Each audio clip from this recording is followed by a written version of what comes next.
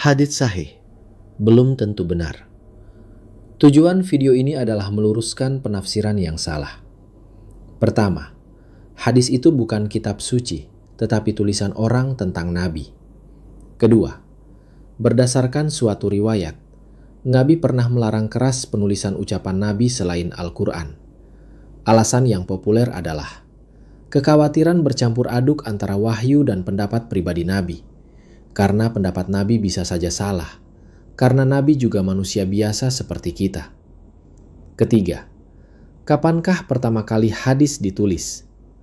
Dikutip berdasarkan NU Online, hadis pertama kali ditulis pada sekitar abad kedua Hijriah, yang berarti sekitar 100 hingga 200 tahun setelah Nabi wafat. Artinya tidak ada klarifikasi langsung dari Nabi tentang benar atau tidaknya suatu hadis.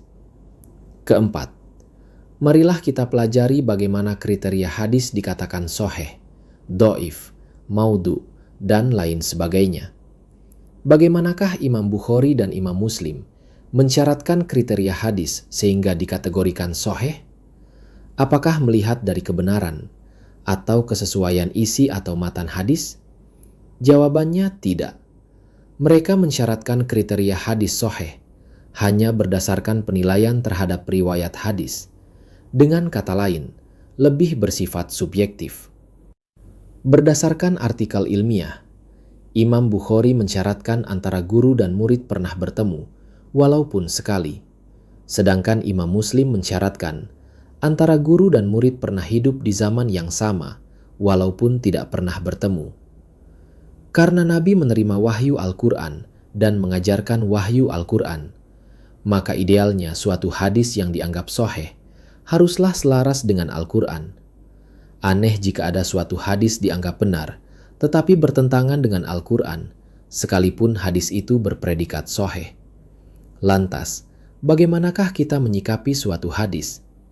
Jika suatu hadis selaras dengan Al-Quran dan akal sehat, karena Al-Quran mengajarkan beragama, wajib menggunakan akal, maka kita boleh menerima hadis itu.